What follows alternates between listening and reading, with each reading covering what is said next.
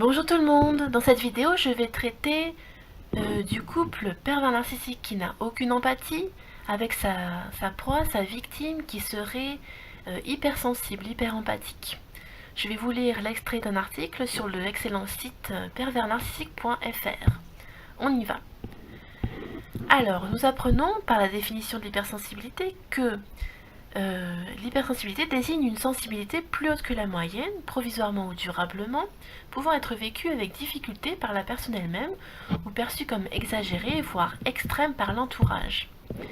L'hypersensibilité émotionnelle, présentée comme un trait de caractère trouvant sa source dans l'enfance, la plupart du temps, et non pas comme une maladie, une pathologie psychologique, peut donc se définir comme une réactivité amplifiée aux stimulations émotionnelles, qu'il s'agisse de ses propres émotions ou de celles des autres.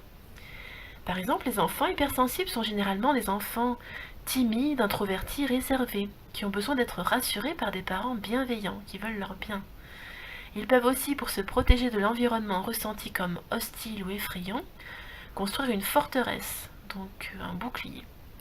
À l'âge adulte, ces personnes restent beaucoup plus sensibles au stress qu'aux contraintes de la vie et se prédisposent donc à la déprime, à la dépression, sous toutes ses formes.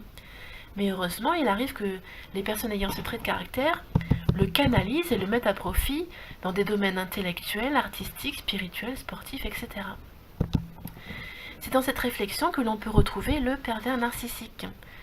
Donc, le pervers narcissique, il est comment? Il est hypersensible, mais que pour tout ce qui le touche personnellement. Donc il est vraiment égocentré, il est narcissique, d'après la définition du pervers. Il a une grande anxiété parfois bien cachée, mais toujours présente. Donc le pervers narcissique a besoin de tout contrôler autour de lui. Et en troisième, le pervers narcissique présente la caractéristique d'un état dépressif qui peut prendre différentes formes. Pour ce qui concerne la victime du MPN, du manipulateur pervers narcissique, par contre, c'est exactement l'inverse. On retrouve chez lui une hypersensibilité pour tout ce qui concerne son environnement. Ensuite, une anxiété parfois cachée, c'est la peur du rejet, de l'abandon et de la solitude, parce qu'ils ont tellement été travaillés psychologiquement par le pervers narcissique que la victime est extrêmement fragilisée psychologiquement. Également, la victime est caractérisée par un état déprimé, dépressif qui peut prendre différentes formes. La différence fondamentale sera dans le chemin emprunté par cette hypersensibilité. Pour le manipulateur pervers narcissique, elle ne sera que centrée vers lui-même. Donc les autres, ils s'en fichent complètement. Et pour sa proie, vers l'environnement plutôt, dans son entièreté. Donc la victime est tellement altruiste qu'elle pense énormément à l'environnement, avant de penser à elle-même. Le pervers narcissique pense d'abord à lui, et pas du tout aux autres d'ailleurs. Étonnamment, la plupart de ces personnes hypersensibles auront plutôt tendance à s'approprier les souffrances des autres plus que leurs joies. Elles vont par ailleurs interpréter les peines de l'autre au travers de leur propre filtre de compréhension, déjà très pollué par tout ce qu'elles auront amassé dans cette relation pathologique avec le MPN.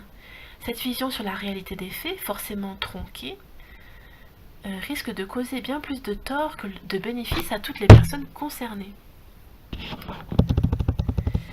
Donc ensuite nous avons un extrait sur « Mais pourquoi ce comportement d'auto-affliction ?»